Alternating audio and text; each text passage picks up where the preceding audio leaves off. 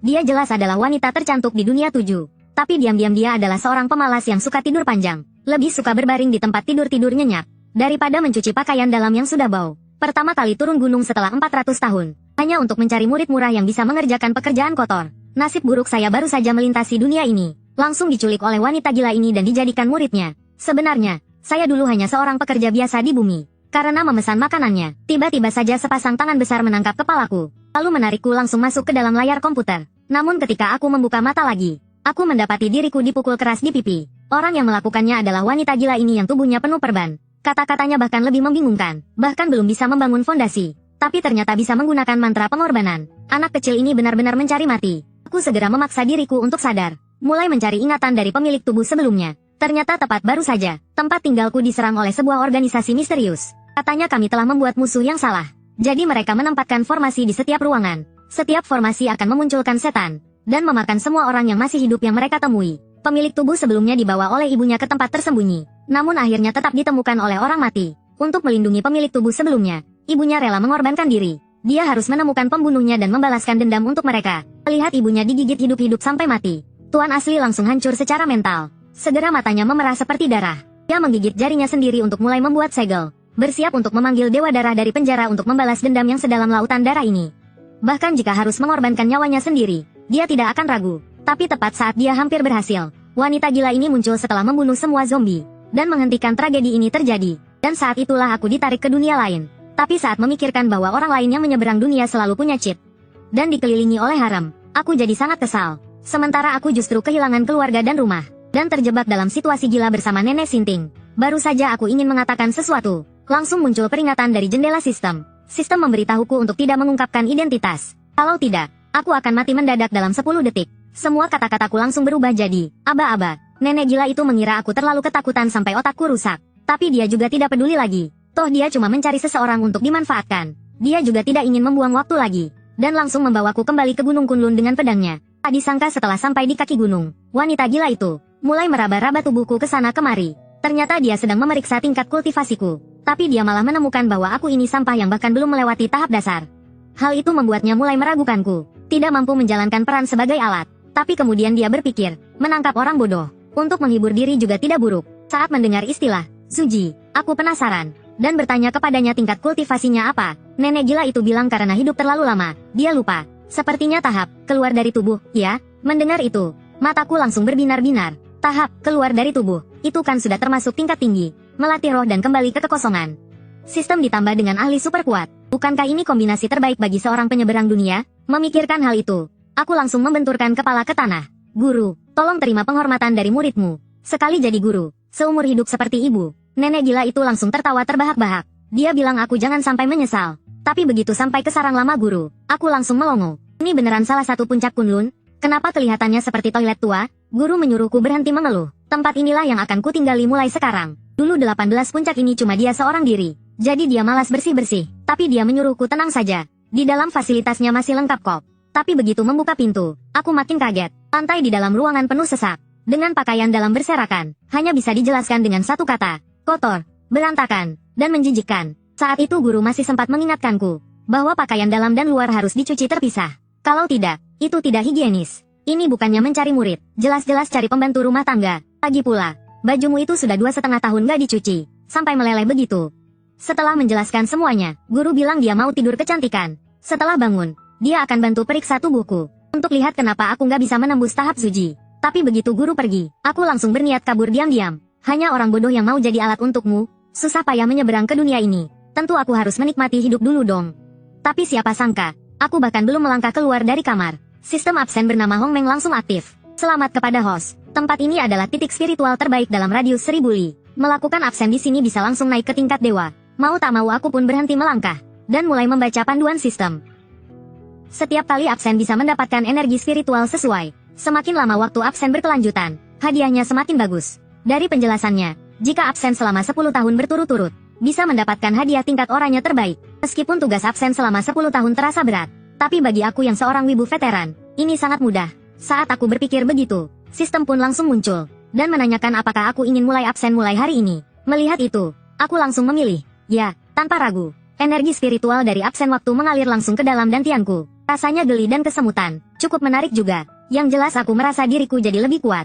Kalau saja ada panel sistem, pasti lebih bagus. Dan benar saja, di saat berikutnya, panel karakter langsung muncul. Di sana tercatat dengan jelas nilai energi spiritual dan 6 atribut dasarku. Demi hadiah ini, aku tidak punya pilihan selain tinggal sementara. Di rumah yang sudah meleleh ini, aku akan menguras habis energi spiritual di tempat ini dulu. Baru berpikir langkah selanjutnya. Tapi tak disangka, di detik berikutnya kepalaku terasa sakit luar biasa. Lalu aku jatuh berlutut ke tanah dengan penuh rasa sakit. Tak lama kemudian, pecahan ingatan pemilik tubuh asli mulai membanjiri pikiranku. Dalam ingatan itu, semua orang mengejekku sebagai sampah. Saat itu kata, balas dendam, keluar dari mulutku tanpa kusadari. Keluar begitu saja dari mulutku, dan bagian dadaku juga mulai terasa nyeri samar. Ketika ku buka bajuku, aku mendapati bahwa di dadaku, tiba-tiba muncul sebuah tanda merah misterius. Pada saat itu, sepasang kaki putih halus melangkah mendekat. Melihatku sedang bermalas-malasan, wanita itu langsung kesal. Bukankah aku sudah menyuruhmu mencuci baju, masak, dan bersih-bersih? Wanita di hadapanku, dengan balutan gaun panjang berwarna cerah, memamerkan lekuk tubuhnya yang menawan tanpa bisa disembunyikan. Ditambah lagi dengan wajahnya yang cantik memesona. Sulit untuk tidak berpikiran macam-macam, tapi aku hanya bisa menatapnya dengan wajah merah padam. Siapa kamu? Tapi begitu aku tahu wanita ini adalah guruku sendiri, seluruh tubuhku langsung lemas. Dia benar-benar berbeda jauh dengan Ratu Galak yang sebelumnya. Sebelum aku bisa sadar dari keterpukauanku, guru melihat tanda di dadaku dan sepertinya teringat sesuatu. Dia bilang aku terkena semacam kutukan terlarang, yang disebut mantra pengorbanan tubuh. Dan katanya aku bakal celaka, karena orang yang melakukan pengorbanan tubuh pasti punya keinginan yang belum terpenuhi. Kalau aku tidak membantu memenuhi keinginannya, aku akan mati mendadak. Perkataan itu membuatku benar-benar bingung. Aku berniat untuk terus menggali jawabannya, tapi guru malah menyuruhku turun gunung membeli 2 kendi arak. Begitu berkata, sebuah labu arak langsung dilempar ke mukaku. Setelah itu, karena takut aku kabur, guruku mulai melakukan pua padaku. Jangan berpikir untuk kabur ya gelombang. Sudah menjadi muridku, hidup adalah milikku, mati pun juga jadi arwahku. Tak ada pilihan lain, aku hanya bisa patuh. Perempuan sialan, akan ada hari di mana aku absen sampai tahap Mahayana, dan memaksamu berlutut menyanyikan lagu penaklukan. Setelah perjalanan panjang selama 2,5 jam, aku akhirnya tiba di tujuan, Pasar Barat. Baru saja aku ingin masuk ke toko arak, bahuku langsung ditekan oleh seseorang. Jelas sekali 3 orang yang datang ini mengenalku. Mereka membuka mulut langsung menyebutku sampah, bahkan mengejekku sebagai anjing liar yang kehilangan rumah dan keluarga. Mengingat hari sudah malam dan aku masih punya tugas, aku memutuskan untuk tidak pedulikan anjing-anjing liar ini. Tapi karena melihat wajahku yang meremehkan, mereka jadi murka. Mereka mengepalkan tinju dan hendak menyerangku. Untung saja aku menukarkan 800 poin energi spiritual, hasil absen untuk naik ke tahap Suji. Lalu dengan mudah aku menghabisi anjing-anjing gila ini. Tapi karena sempat tertunda sebelumnya, toko arak milik keluarga Wang sudah tutup. Kalau aku pulang dengan tangan kosong, pasti bakal dipukul sampai mati oleh si nenek gila itu. Terpaksa aku harus mencari toko arak lain. Namun semakin aku berjalan ke dalam, aku semakin merasa ada yang tidak beres.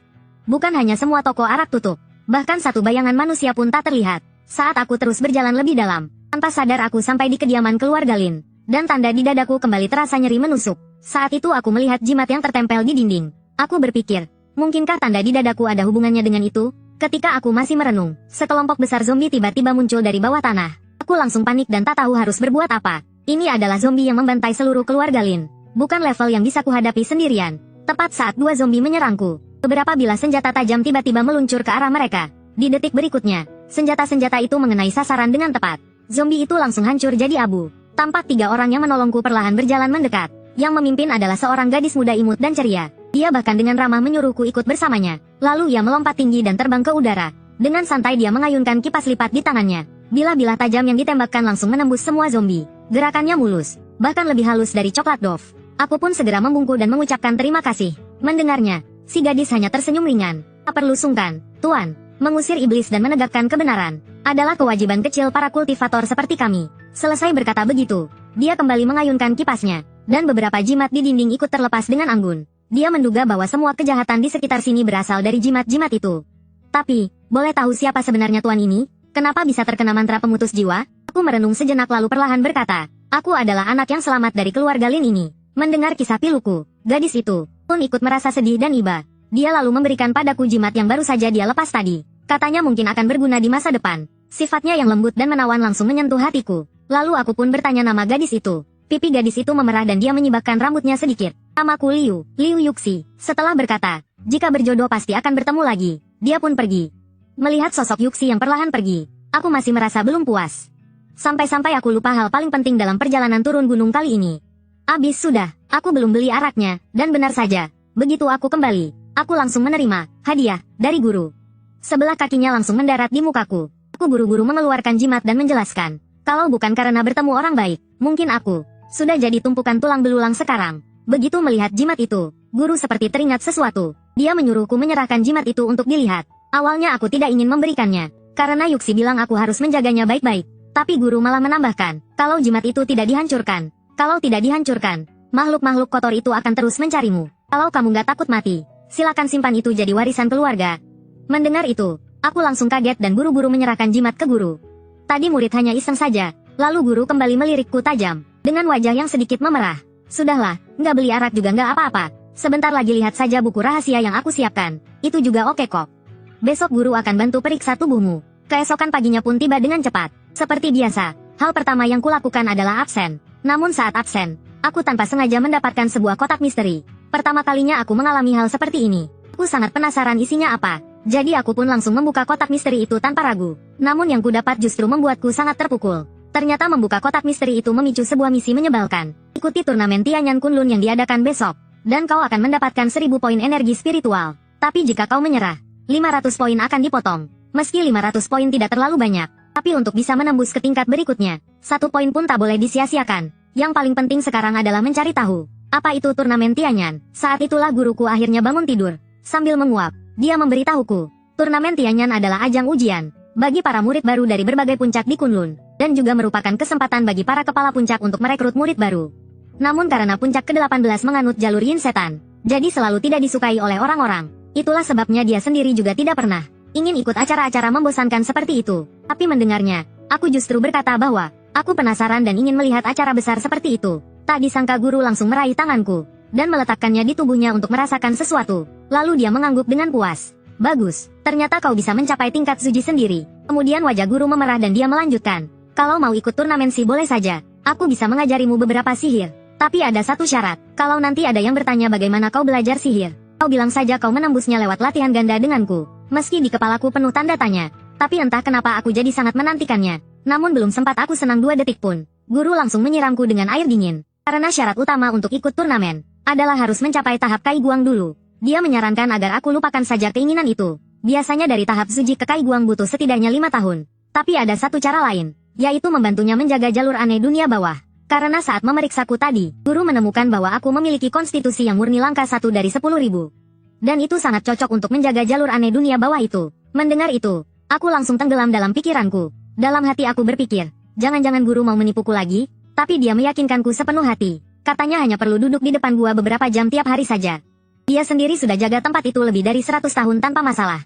Lalu dia tiba-tiba berkata dengan nada aneh, aku benar-benar dapat harta karun besar. Ya, yang lebih menyeramkan. Malam ini dia bahkan menyuruhku ke kamarnya. Mendengarnya, aku menahan gejolak dalam hati. Lalu memperingatkannya bahwa aku ini pria bermoral. Kalau ada urusan, selesaikan saja di sini. Tapi guru langsung kesal mendengarnya. Dia bilang kalau aku cukup tebal muka, selesaikan di luar pun boleh. Lalu dia dengan paksa menyeretku masuk ke kamarnya. Dia menunjuk ke tempat tidur dan menyuruhku duduk manis di sana. Di detik berikutnya, dia melepas seluruh pakaiannya dan masuk ke balik tirai. Yang terdengar hanya suara kaki lembutnya melangkah ke dalam air. Dia juga berkata sebentar lagi akan mengajarkan semua ilmu hidupnya padaku. Bahkan aku, seorang pria bermoral, sulit untuk menahan godaan itu. Tiba-tiba mataku tertuju pada tumpukan buku di samping. Untuk menenangkan hati yang sedang bergejolak ini, aku pun mulai mencari-cari di antara buku-buku itu. Akhirnya kutemukan satu kitab yang pernah disebut guru sebelumnya. Tapi begitu melihat tulisan yang meliuk-liuk seperti naga dan phoenix, aku langsung pusing. Kuberanikan diri membuka dan membacanya, tapi isinya makin aneh. Aku sama sekali tak paham apa yang tertulis. Melihat itu, aku langsung melemparkan kitab itu jauh-jauh. Siapa yang mau baca, silakan baca sendiri. Dan pada saat itu, guru selesai mandi dan muncul dari balik tirai, secantik bunga teratai yang baru mekar dari air. Aroma tubuhnya yang menggoda langsung menyergap hidungku. Suhu dalam tubuhku pun mendadak naik.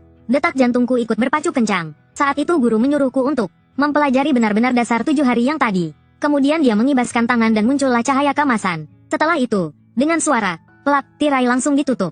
Cepat, lepaskan bajumu untukku. Kupikir dia ingin melakukan hal yang tak senonoh. Aku langsung meringkuk di sudut ruangan. Apa yang kau mau lakukan? Aku ini pemuda polos, tahu. Namun guru tidak menggubris perkataanku sama sekali. Dia hanya menyuruhku patuh dan mengikuti saja. Beberapa saat kemudian, melihat aku masih enggan bekerja sama, guru terpaksa menggunakan jurus pembekuan tubuh. Lalu dia mengelus daguku dengan tangannya. Kau tidak mau ikut turnamen Tianyan, ya? Sebelum aku bisa bereaksi, guru langsung mengibaskan tangan. Dalam sekejap, pakaianku meledak terbuka. Aku seperti domba yang menunggu disembelih, tergeletak di depan guru. Tapi apa yang bisa kulakukan? Dengan wajah kesal, guru menatapku seolah aku enggan dan bertanya, "Kau tidak mau menyalurkan energi yang padaku? Ayo, tapi ini pertama kaliku, jadi nanti tolong pelan-pelan saja." Saat itu, sepertinya guru menyadari apa yang kupikirkan, dan dia pun langsung naik pitam karena marah.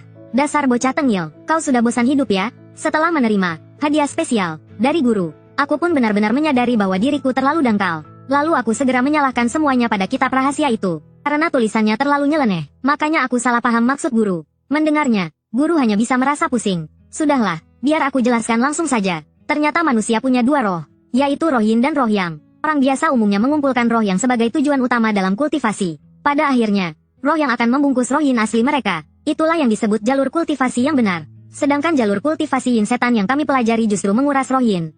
Namun roh yin hanya bisa dikumpulkan dengan cara menyerap roh yang. Guru yang memiliki konstitusi yin murni ingin berkultivasi, harus menyerap roh yang dari orang lain. Itulah mengapa jalur ini disebut sebagai jalan sesat oleh dunia luar. Karena itu, tubuhku yang berkonstitusi yang murni adalah pasangan kultivasi terbaik untuk guru. Setelah memahami semua asal-usulnya, aku pun berjanji pada guru akan bekerja sama dengan baik, dan takkan meninggalkannya. Lagian tempat ini adalah lokasi absen yang sempurna bagiku. Dan untuk menyelesaikan misiku, aku tetap butuh bantuan guru. Pada saat yang sama, aku pun membalikkan badan, bersiap menerima pembaptisan dari guru. Namun secara tak sengaja, aku melihat guru sedang menggoda dengan gaya genit.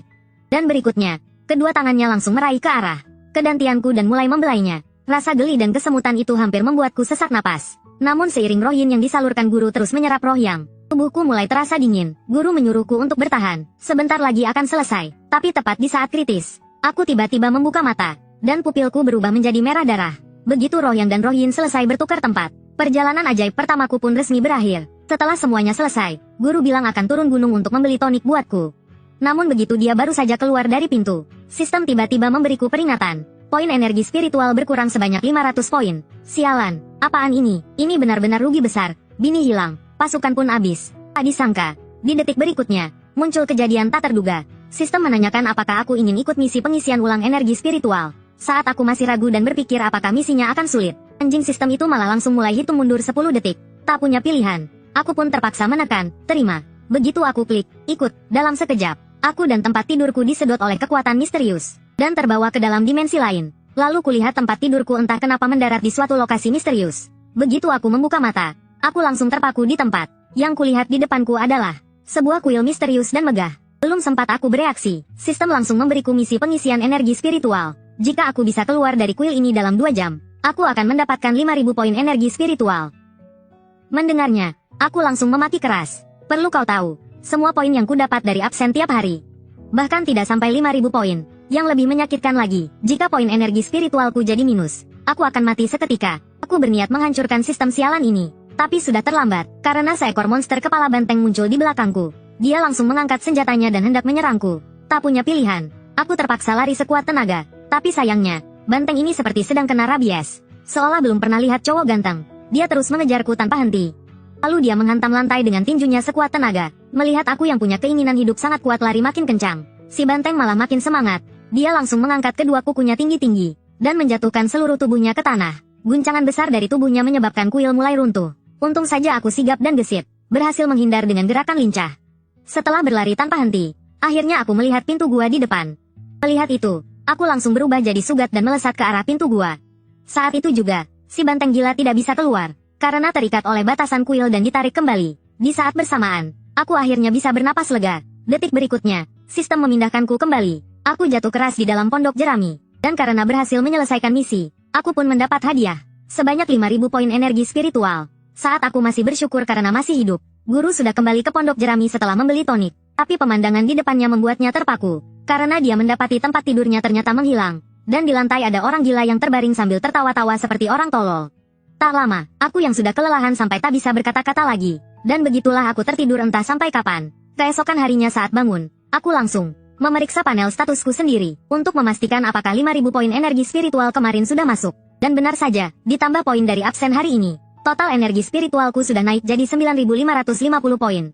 Dengan semangat, aku pun mencoba peruntungan. Aku coba lihat apakah bisa menukar ke tahap Kai Guang. Namun hasilnya sangat mengecewakan. Sepertinya aku tak berjodoh dengan turnamen Tianyan besok. Saat itu, guru muncul sambil membawa labu arak. Melihat wajahku yang penuh keputusasaan, dia bilang bisa membukakan jalan belakang. Tapi ada satu syarat kecil, yaitu biarkan dia menyerap sampai puas, tanpa perlawanan sedikit pun. Mendengar bahwa harus melakukan hal memalukan itu lagi, aku langsung berniat kabur. Namun seperti yang sudah kuduga, guru kembali menarikku masuk ke dalam kamar. Kali ini aku takkan sopan lagi. Demi bisa ikut turnamen Tianyan besok, aku terpaksa menjual pesona tubuhku sekali lagi. Tak lama kemudian, guru memulai pertarungan selama 2,5 menit. Bagian ini, biar aku nikmati duluan untuk kalian. Setelah semuanya selesai, guru pergi dengan wajah puas, dan bilang sangat menantikan pertemuan berikutnya. Tinggallah aku yang tak berdaya, gemetar di sudut ruangan. Kalau bukan karena setiap kali dikuras habis akan memicu misi penambahan poin energi spiritual, aku pasti ogah melakukannya. Dan benar saja, di detik berikutnya sistem langsung bertanya, apakah aku mau ikut misi pengisian energi spiritual? Kesempatan satu-satunya ini jelas tak boleh kulewatkan. Aku pun langsung tekan tombol, ikut. Kalau bisa selesaikan misi ini, kemungkinan besar aku bisa menukar ke tahap Kai Guang. Tapi sistem langsung menamparkan wajahku dengan keras. Karena misi itu ternyata, ikut turnamen Tianyan besok. Kalau berhasil ikut, hadiahnya 5.000 poin energi spiritual. Astaga, sistem macam apa ini? Kalau aku bisa ikut, buat apa perlu bantuan dari sistem busuk kayak kamu? Tak ada pilihan lain. Aku pun memohon pada guruku. Guru, tolong bantu aku cari jalan. Setelah aku memohon dengan sangat, guru yang melihat semangatku akhirnya setuju untuk membantuku. Ternyata bantuan yang dimaksud adalah ngobrol ramah dengan ketua sekte. Dia menarik janggut si ketua dan manja berkata, Kakak Feng Gelombang, masa kamu gak mau bantu aku si Gelombang? Meskipun si ketua merasa tersentuh dan hampir menangis, dia tetap pria berprinsip. Kalau murid rendahan yang masih tahap Suji bisa ikut turnamen Tianyan juga, bukankah aturan sekte akan jadi kacau? Tapi guruku tak peduli soal aturan-aturan itu, karena dia punya rahasia kelam si ketua. Kalau begitu ya, aku tak akan bantu kau simpan rahasiamu lagi Gelombang. Mendengar itu, si ketua sekte langsung panik. Dia buru-buru mengeluarkan sebuah kristal dari dadanya dan berkata, barusan cuma bercanda kok. Urusan kecil begini sih gampang. Aku bantu. Sementara itu, di sisi lain, aku sedang meneliti apakah sistem anjing ini masih menyembunyikan sesuatu dariku. Ternyata masih banyak fitur yang belum terbuka. Semoga nanti sistem bisa sedikit berperi kemanusiaan dan kasih barang bagus. Saat itu, guru yang pergi untuk urus slot turnamen pun kembali dengan mengendarai pedangnya. Lalu dia langsung melemparkan kristal itu kepadaku. Nih, ambil. Bisa ikut atau enggak? Tergantung nasibmu sendiri. Besok, cukup pasangkan batu iblis ini ke monumen Wufang. Yang berhasil lolos akan diizinkan ikut. Tapi kemungkinan besar hanya mereka yang sudah di tahap Kai Guang yang bisa lolos ujiannya.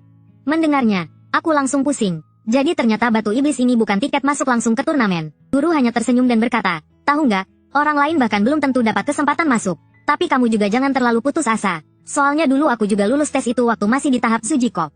Hari pun segera berlalu. Turnamen Tianyan pun hampir dimulai. Tapi guru malah melambai santai dan bilang dia ngantuk banget. Pergi sendiri aja ya. Ya sudahlah, guru memang dari dulu nggak bisa diandalkan. Turnamen Tianyan, aku datang. Saat ini, lokasi turnamen sudah dipenuhi lautan manusia. Dan tamu paling mencolok di antara mereka adalah seorang gadis muda yang tampak baru berusia 18 atau 19 tahun. Bahkan langsung disambut secara pribadi oleh ketua sekte. Bisa dibayangkan betapa tingginya statusnya. Semua mata tertuju padanya. Tak hanya wajahnya yang cantik. Di usia muda dia bahkan sudah mencapai tingkat Ronghei, Fusi. Namun yang tidak mereka tahu adalah, gadis itu adalah Liu Yuxi, orang yang pernah menyelamatkanku sebelumnya. Sementara itu, begitu aku tiba di arena, aku langsung mendapat tatapan merendahkan. Untungnya, seorang kakak senior cantik yang melihat wajah tampanku segera membantuku keluar dari situasi itu. Lalu dia membawaku mendaftar ke tetua Lian. Tindakan ini langsung membuat semua orang iri dan tak nyaman. Dasar sampah tahap Suji, sok akrab banget sih. Gayanya sih keren banget. Tak lama kemudian, kakak senior Ruaruo membawaku ke tempat tetua Lian. Dia menunjuk ke arah tetua Lian dan berkata, Andre, serahkan batu iblis padanya, lalu sebutkan nama dan puncak asalmu. Dengan begitu, proses pendaftaranmu selesai. Setelah semua urusan selesai, dia pun hendak pergi, karena dia masih ada urusan dan harus kembali ke gurunya. Aku bahkan belum sempat berterima kasih. Dia sudah pergi dengan anggun. Saat itu, dua orang, si gemuk dan si kurus, juga datang ke meja pendaftaran. Melihat kejadian tadi, mereka langsung menggertakkan gigi karena marah. Biasanya, kakak junior Ruaruo selalu cuek terhadap mereka. Tapi sekarang dia justru baik pada si sampah ini. Sambil ngomel, mereka langsung menyerobot antrean di depanku. Tentu saja aku tidak akan membiarkan mereka seenaknya. Hei, antre di belakang sana. Mendengarnya, si gendut justru senang bukan main. Dia memang sedang cari alasan untuk memukulku. Bocah, di sini yang kuatlah yang berkuasa. Sampah kayak kamu gak pantas ngomong. Aku baru saja mau membalas. Tapi tiba-tiba tanda di dadaku mulai bereaksi lagi. Rasa sakit yang menusuk langsung menjalar ke seluruh tubuhku. Hal ini makin meyakinkan si gendut bahwa aku memang benar-benar sampah tak berguna. Belum sempat dia mulai menyerang, aku malah terlihat seperti pengecut. Tapi di detik berikutnya, nada adegannya langsung berubah drastis. Sebaiknya kau lepaskan aku. Kalau tidak, melihat tatapanku yang menantang, si gendut tak bisa menahan diri lagi. Dia langsung meninju ke arahku. Tapi aku menangkap pukulannya dengan sangat mudah. Hal ini membuat si gendut langsung berkeringat dingin. Karena kekuatan seperti ini jelas bukan milik seorang tahap suji. Terpaksa, dia hanya bisa menahan amarah dan antre di belakang. Tapi jelas, dendam ini sudah tertanam. Menghadapi badut seperti itu, aku malas ambil pusing. Tapi masalahnya, segel kutukan di tubuhku semakin sering bereaksi. Kalau tidak cepat menemukan pelakunya, aku bisa mati. Tak lama, tibalah giliranku untuk mendaftar. Tetua Lian tampak sangat tertarik padaku. Karena adik perguruannya belum pernah menerima murid sebelumnya. Akulah yang pertama, yang lebih aneh lagi. Aku hanya murid tahap suji. Tapi entah bagaimana bisa mendapatkan batu iblis. Melihat wajahku yang agak gugup, Tetua Lian terkekeh dan bilang pendaftaranku sudah selesai. Kalau tidak ada urusan lain, aku bisa menunggu di depan aula. Beberapa saat kemudian, Ketua Sekte pun mengumumkan dimulainya turnamen Tianyan secara resmi.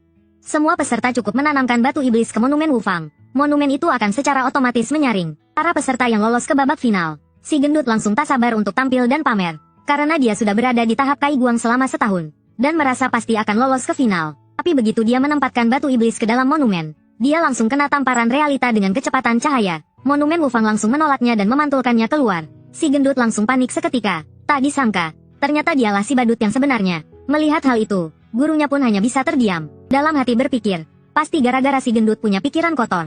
Akhirnya dia menyuruh si gendut turun dari panggung. Benar-benar memalukan. Sementara itu, aku sedang mengecek jumlah energi spiritualku. Kupikir, kalau ditambah 5.000 poin dari turnamen ini, seharusnya cukup untuk menukar ke tahap Kai Guang. Ini satu-satunya harapanku. Kumohon, semoga poinnya cukup. Untung saja, di saat krusial, sistem akhirnya bertindak bijak. Aku langsung naik tingkat ke tahap Kai Guang. Sekarang aku sudah punya cukup kepercayaan diri. Ayo, waktunya menaklukkan ujian ini. Begitu aku menanamkan batu iblis ke Monumen Wufang,